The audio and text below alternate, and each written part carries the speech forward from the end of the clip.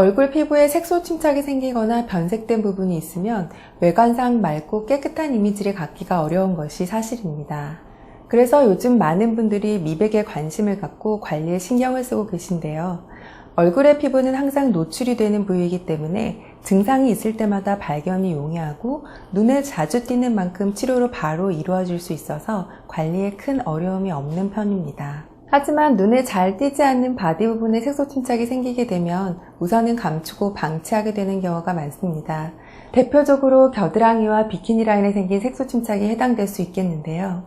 이런 바디에 생긴 색소 침착도 치료하지 않게 되면 다른 부위와 마찬가지로 증상이 점점 심해져서 치료가 어려워질 수 있으므로 주의하셔야 합니다. 특히 민소매 옷 등을 입을 때마다 스트레스를 받게 되면서 심리적인 위축도 초래하기 때문에 증상이 있다면 치료를 바로 받으시는 것이 좋습니다. 색소 침착에 대한 치료는 겨드랑이와 비키니 라인 색소 침착뿐만 아니라 지속적인 피부 마찰로 생긴 피부 변색, 흉터나 상처로 인한 경우, 잘못된 피부 시술로 생긴 부작용, 흑색 극세포증과 같은 피부 질환이 있을 때에도 효과적인 치료 방법입니다. 치료는 보통 1주 간격으로 평균 8회에서 10회 정도 해야 눈에 띄는 효과를 얻으실 수 있는데요. 먼저 클리어 레이저 토닝을 이용해서 색소 침착 종류별로 맞춤 치료를 하게 됩니다. 다음으로 미백 입자를 색소 침착된 피부 깊숙이 투여해서 색소의 활성화를 억제하게 되고, 적외선으로 파괴된 색소 입자들의 흡수를 촉진해서 피부톤을 개선시킵니다. 끝으로 수분 공급을 해주면 레이저로 인한 자극감과 평소 마찰로 인한 자극을 줄여주고 재발 방지에도 효과적입니다. 색소 침착을 복합적으로 치료하기 때문에 효과가 빠르고 치료 중에도 환자의 부담이 적어 일상생활이 가능한 것도 장점입니다. 전문의의 정확한 진단을 통해 색소의 깊이와 분포를 파악하고 개개인의 상태에 적합한 방법으로 치료를 받으시면 좋은 효과를 기대할 수 있으므로 지금까지 바디 색소 침착을 감추고 방치하셨다면 전문의가 진료하는 색소 침착 클리닉에 방문하셔서 도움을 받으시기 바랍니다.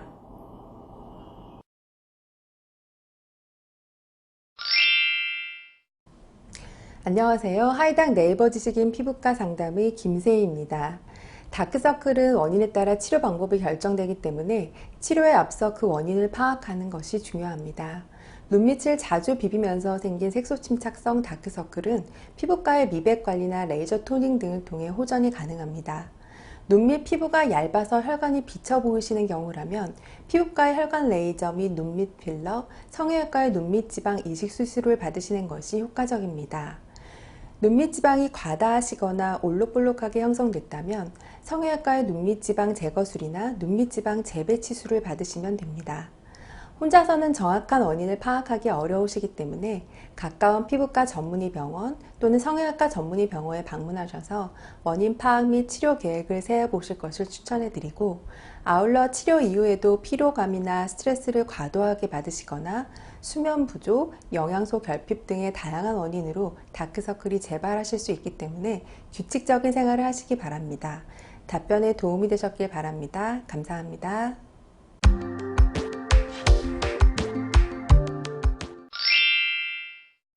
안녕하세요. 하이닥 네이버 지식인 피부과 상담의 김세희입니다. 주로 목 뒤쪽과 같이 피부가 민감하면서 자주 접히는 부위, 의리와 자주 닿는 부위는 색소 침착이 나타날 수 있는데요. 비만이나 아토피 피부염이 있는 경우에는 증상이 더욱 심하게 나타나기도 합니다. 대부분 흑색 극세포증이기보다는 잦은 때물기나 자외선에 의해서 피부가 검어지는 것으로 볼 수 있습니다. 색소 침착 증상을 때라고 생각해서 타올을 이용해 세게 미시는 분들이 적지 않은데요. 심한 자극은 색소 침착을 더욱 악화시킬 수 있으므로 주의하시고 보습을 잘 해주셔야 합니다. 피부과에서는 색소 침착 치료는 레이저 토닝이나 피부 화이트닝 시술과 함께 수분 공급 및 진정 관리 등으로 이루어져 있고, 색소 침착의 정도에 따라서 횟수가 가감될 수 있습니다. 또한 흑색 극세포증에 대한 확진은 가까운 피부과 전문의 병원에서 진료를 받아보신 후 확인해 보실 것을 권유드립니다. 답변에 도움이 되셨기를 바랍니다. 감사합니다.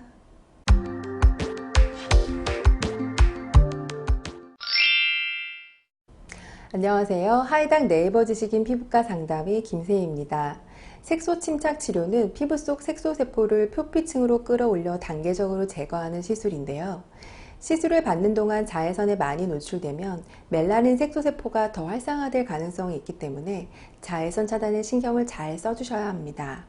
색소 침착 병변의 특성상 5회에서 10회 이상 치료를 받으셔야 충분한 효과를 얻으실 수 있기 때문에 담당 선생님께 현재의 상태를 보이시고 적절한 관리를 받으시는 것이 좋겠습니다.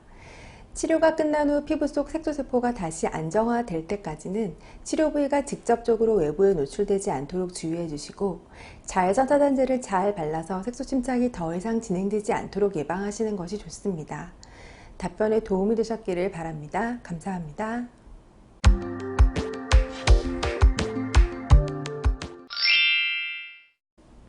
안녕하세요. 하이닥 네이버 지식인 피부과 상담의 김세희입니다. IPL 시술 후 약간의 화끈거림은 생기실 수 있지만 물집이 많이 생기셨다면 적절한 후처치가 필요할 것으로 예상됩니다. 우선은 담당 선생님께 진료를 받아보시고 적절한 치료 방법을 확인하시는 것이 좋고 염증이나 2차 감염이 생기시지 않도록 먹는 약도 처방받으시는 것이 좋겠습니다. IPL 시술 후 화상을 입어서 치료를 받으시려는 분이 적지 않은데요. 이런 분들의 대부분은 피부과 전문의 병원이 아닌 다른 곳에서 시술을 받으셨던 경우가 많습니다. 레이저 시술 전에는 반드시 피부과 전문의 여부를 확인해 보신 후 치료받으시는 것이 좋습니다. 우선은 현 상태를 완화시킬 수 있는 치료를 꾸준히 받으셔서 흉터가 남거나 색소 침착 증상이 나타나지 않도록 하시는 것이 가장 중요하므로 빠른 시일 내에 피부과에 방문해 보실 것을 권해드립니다. 답변에 도움이 되셨기를 바랍니다. 감사합니다.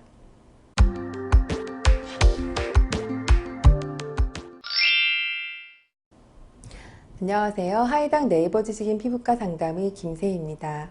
레블란 PDT 시술을 포함한 모든 PDT 시술은 광흡수대를 시술 받을 부위에 도포한 후 특수 파장의 레이저를 조사해서 피지와 각질을 제거하고 염증을 일으키는 균을 억제하는 시술로 염증성 여드름 치료 및 다양한 여드름 증상에 적용할 수 있는 치료 방법 중에 하나입니다.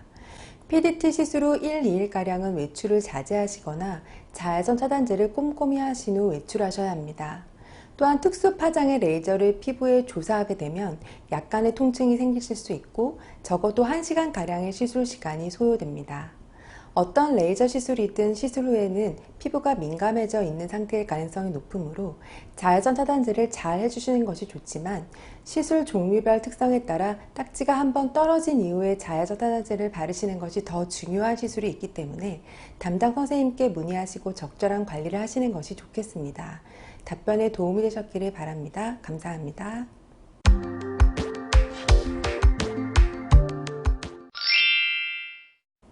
안녕하세요. 하이닥 네이버 지식인 피부과 상담의 김세희입니다. 속눈썹은 눈에 이물질을 들어가지 않도록 걸러주는 중요한 역할을 하고 있기 때문에 속눈썹 제모보다는 눈꺼풀 처짐 또는 이마 처짐을 치료하실 수 있는 리프팅 시술이나 상안검 시술을 고려해 보시는 것이 좋겠습니다. 정확한 치료 방법은 원인과 증상에 따라 달라질 수 있는데요. 이마에서부터 처짐 증상이 생기기 시작하셨다면 울세라 시술을 추천해 드릴만 하고 눈꺼풀에 피부 조직이 처지셨거나 눈을 뜨는 기능이 저하돼서 나타난 것이라면 상안검 시술을 고려해 볼 만합니다. 사람의 피부는 20대 중반 이후부터 지속적으로 노화 과정을 겪게 되는데 이전에는 속눈썹이 불편하지 않으셨는데 나이가 들면서 불편함이 생기셨다면 피부 노화로 인한 증상으로 보고 가까운 피부과 전문의 또는 성형외과 전문의 병원에 방문하셔서 적절한 치료 방법을 찾아보실 것을 권유해 드립니다. 답변에 도움이 되셨기를 바랍니다. 감사합니다.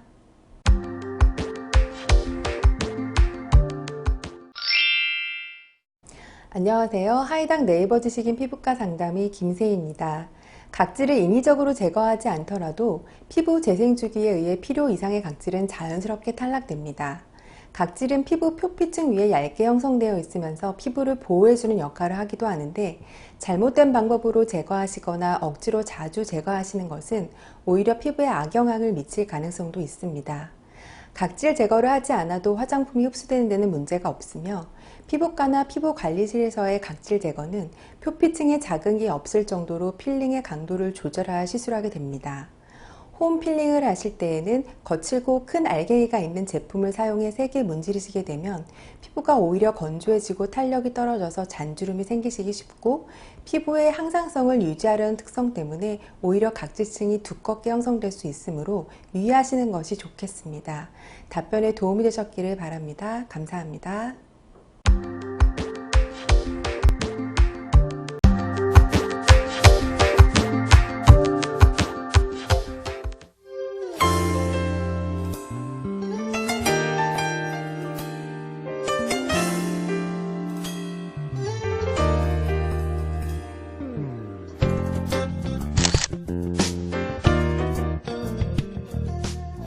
얼굴 피부에 색소 침착이 생기거나 변색된 부분이 있으면 외관상 맑고 깨끗한 이미지를 갖기가 어려운 것이 사실입니다. 그래서 요즘 많은 분들이 미백에 관심을 갖고 관리에 신경을 쓰고 계신데요. 얼굴의 피부는 항상 노출이 되는 부위이기 때문에 증상이 있을 때마다 발견이 용이하고 눈에 자주 띄는 만큼 치료로 바로 이루어질 수 있어서 관리에 큰 어려움이 없는 편입니다. 하지만 눈에 잘 띄지 않는 바디 부분에 색소 침착이 생기게 되면 우선은 감추고 방치하게 되는 경우가 많습니다. 대표적으로 겨드랑이와 비키니 라인에 생긴 색소 침착이 해당될 수 있겠는데요. 이런 바디에 생긴 색소 침착도 치료하지 않게 되면 다른 부위와 마찬가지로 증상이 점점 심해져서 치료가 어려워질 수 있으므로 주의하셔야 합니다. 특히 민소매 옷 등을 입을 때마다 스트레스를 받게 되면서 심리적인 위축도 초래하기 때문에 증상이 있다면 치료를 바로 받으시는 것이 좋습니다. 색소 침착에 대한 치료는 겨드랑이와 비키니 라인 색소 침착뿐만 아니라 지속적인 피부 마찰로 생긴 피부 변색, 흉터나 상처로 인한 경우, 잘못된 피부 시술로 생긴 부작용, 흑색 극세포증과 같은 피부 질환이 있을 때에도 효과적인 치료 방법입니다. 치료는 보통 1주 간격으로 평균 8회에서 10회 정도 해야 눈에 띄는 효과를 얻으실 수 있는데요. 먼저 클리어 레이저 토닝을 이용해서 색소 침착 종류별로 맞춤 치료를 하게 됩니다. 다음으로 미백 입자를 색소 침착된 피부 깊숙이 투여해서 색소의 활성화를 억제하게 되고, 적외선으로 파괴된 색소 입자들의 흡수를 촉진해서 피부톤을 개선시킵니다. 끝으로 수분 공급을 해주면 레이저로 인한 자극감과 평소 마찰로 인한 자극을 줄여주고 재발 방지에도 효과적입니다. 색소 침착을 복합적으로 치료하기 때문에 효과가 빠르고 치료 중에도 환자의 부담이 적어 일상생활이 가능한 것도 장점입니다. 전문의의 정확한 진단을 통해 색소의 깊이와 분포를 파악하고 개개인의 상태에 적합한 방법으로 치료를 받으시면 좋은 효과를 기대할 수 있으므로, 지금까지 바디 색소 침착을 감추고 방치하셨다면 전문의가 진료하는 색소 침착 클리닉에 방문하셔서 도움을 받으시기 바랍니다.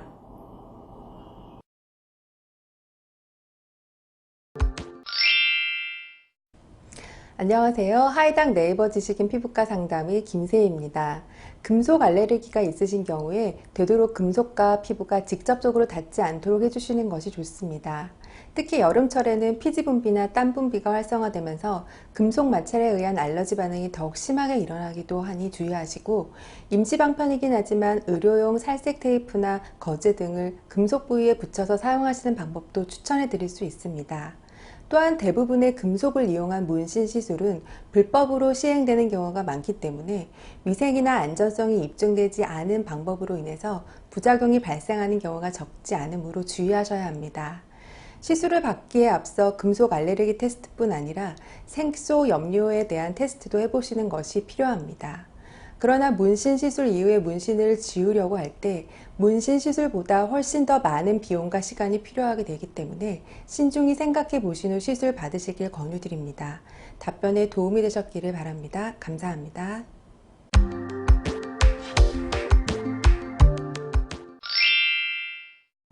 안녕하세요. 하이닥 네이버 지식인 피부과 상담의 김세희입니다. 필링 시술을 받으신 이후에 각질이 일어나는 증상은 피부가 재생되면서 일시적으로 생기게 되는데요. 일부러 떼어내거나 문지르지 않으시는 것이 좋고, 점차 시간이 지나면서 자연스럽게 탈락됐기 때문에 그때까지 기다려 보시는 것이 좋습니다. 필링의 강도에 따라서 2일에서 일주일 내외까지 각질이 일어나는 경우도 있는데요. 이때 보습을 잘 해주시는 것이 중요합니다. 과도한 땀 빼기를 하지 않는 것이 좋고 외출 시에는 반드시 자외선 차단제를 바르시기 바랍니다. 또한 얼음을 직접적으로 얼굴에 갖다 대는 방법보다는 차가운 스킨을 묻힌 솜을 화끈거리는 부위에 올려두어서 피부를 진정시키는 것이 좋습니다.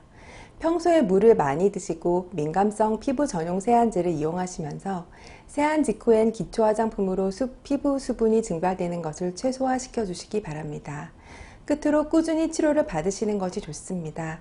현재의 상태에 따라 치료 내용이 결정되므로 담당 선생님과 상담하신 이후에 꾸준히 치료받으실 것을 권유드립니다. 답변에 도움이 되셨기를 바랍니다. 감사합니다.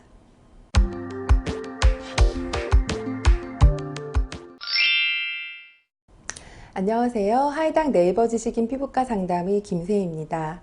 눈밑 지방 재배치 또는 눈밑 지방 제거술을 받으시게 되면 울퉁불퉁한 눈 밑이 평평해지시는 효과를 얻으실 수 있고, 원래 애교살이 있으셨던 상태라면 눈밑 지방 재배치술을 통해서 원상태로 되돌아가실 수 있습니다. 하지만 원래 애교살이 없으셨거나 다른 원인으로 인해 애교살이 사라지신 경우라면 눈밑 필러 시술이나 눈밑 지방 이식 등의 추가 시술을 받으셔야 합니다. 답변에 도움이 되셨기를 바랍니다. 감사합니다.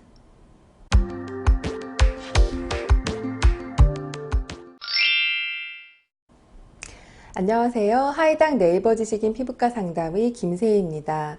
지루성 피부염으로 고생 중이시라면 무엇보다 꾸준히 피부과에 방문하셔서 담당 선생님의 지시에 따른 적절한 치료를 받으시는 것이 가장 좋은 치료 방법입니다.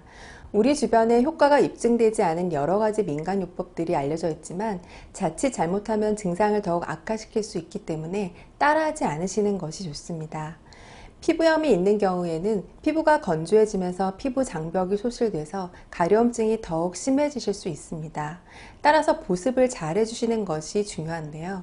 피부과에 방문하셨을 때 연과 약을 처방받는 동시에 피부 보습 로션이나 무알콜 스킨 등을 추천받아서 꾸준히 사용하시는 것이 좋겠습니다. 아울러 음주나 흡연은 피부염에 큰 악영향을 미치기 때문에 완치될 때까지 멀리 하실 것을 권유합니다. 답변에 도움이 되셨기를 바랍니다. 감사합니다.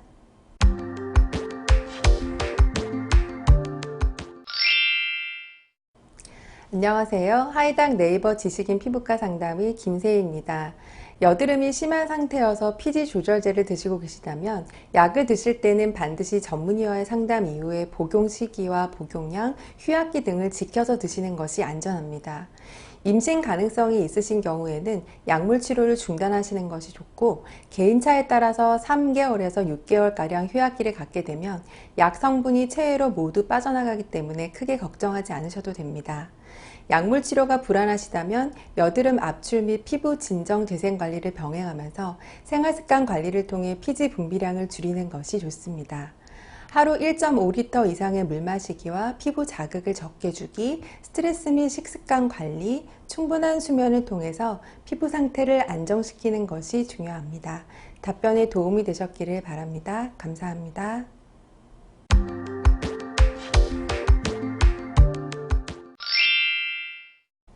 안녕하세요. 하이닥 네이버 지식인 피부과 상담의 김세희입니다. 안면 홍조의 원인은 외부 환경적 요인이나 건조하거나 민감한 피부 타입, 갱년기의 변화, 청소년기의 일시적인 반응 등 여러 가지가 있습니다. 겨울철에 나타나는 일시적인 홍조 증상은 건조한 환경에서 추운 곳에 있다가 따뜻한 곳에 갔을 때 붉게 달아오는 증상이신데요. 피부가 건조하지 않도록 충분한 수분 섭취와 가습기 틀기, 수분 공급 화장품 바르기 등을 통해서 꾸준히 관리해 주시는 것이 도움이 됩니다. 홍조 증상이 처음 나타났을 때에는 생활습관 관리를 통해 증상을 줄이시는 것이 가장 좋습니다. 방치하시게 되면 얼굴에 미세한 모세혈관이 확장되면서 홍조 증상이 만성적으로 나타나실 가능성이 높고 오래 지속될수록 치료가 어려워지기 때문입니다. 생활습관을 교정하셨는데도 증상이 지속된다면 혈관 레이저 치료와 피부 진정 및 재생관리를 통해 치료가 가능하지만, 연령대가 어리다면 바로 치료를 받으시는 것보다는 우선 피부과 전문의와 상담하셔서 가장 적절한 해결 방안을 들어보시는 것이 좋겠습니다. 답변에 도움이 되셨기를 바랍니다. 감사합니다.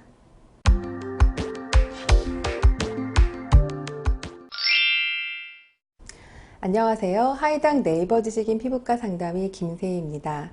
코에서 나오는 피지를 계속해서 짜는 행동으로 코 주변 피부 조직이 손상돼서 색소 침착과 흉터, 모공 확장 등이 동시에 나타나셨다면 우선 피지를 짜는 습관을 고치시는 것이 가장 중요합니다.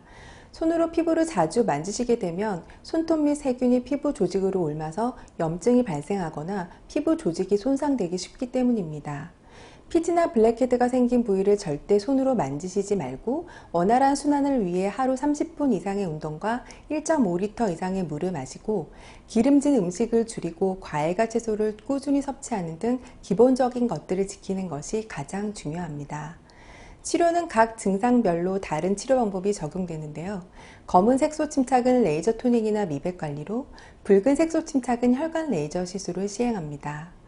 울퉁불퉁한 피부 표면과 확장된 모공 축소에는 프랙셔널 레이저와 모공 스탬프, PRP 등의 치료를 병행하시는 것이 좋습니다.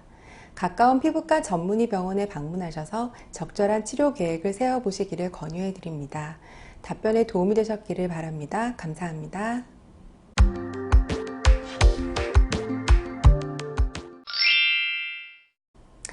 안녕하세요. 하이닥 네이버 지식인 피부과 상담의 김세희입니다. 잡티, 피부 처짐, 모공 확장, 예민 피부 등 여러 가지 피부 고민은 각각의 증상에 따라 적용하는 시술의 차이가 있습니다. 일반적인 잡티의 경우에는 RPL 등의 시술을 받으시는 것이 가장 효과적인데 반드시 피부과 전문의에게 시술 받으시는 것이 좋습니다. 모공 치료는 프랙셔널 레이저 시술이나 MTS 등으로 피부가 재생되면서 모공이 자연스럽게 축소되도록 유도하는 치료를 시행합니다. 피부 늘어짐 증상은 지방량이 많다면 아큐스컬프 등의 레이저 시술을, 지방량이 적다면 울세라 등의 시술을 받으시는 것이 효과적입니다. 레이저 시술 후 피부가 민감해지신 상태라면 다른 레이저 시술을 받기 전에 민감 피부 치료를 먼저 받으시는 것이 좋은데요. 충분한 수분과 피부에 필요한 성장인자를 직접적으로 공급해서 피부 재생력을 극대화시키는 과정으로 이루어집니다. 증상에 적합한 시술의 종류는 정확한 상태를 확인한 후 결정할 수 있기 때문에 가까운 피부과 전문의 병원에 방문하셔서 진료를 받아보실 것을 권유드립니다. 답변에 도움이 되셨기를 바랍니다. 감사합니다.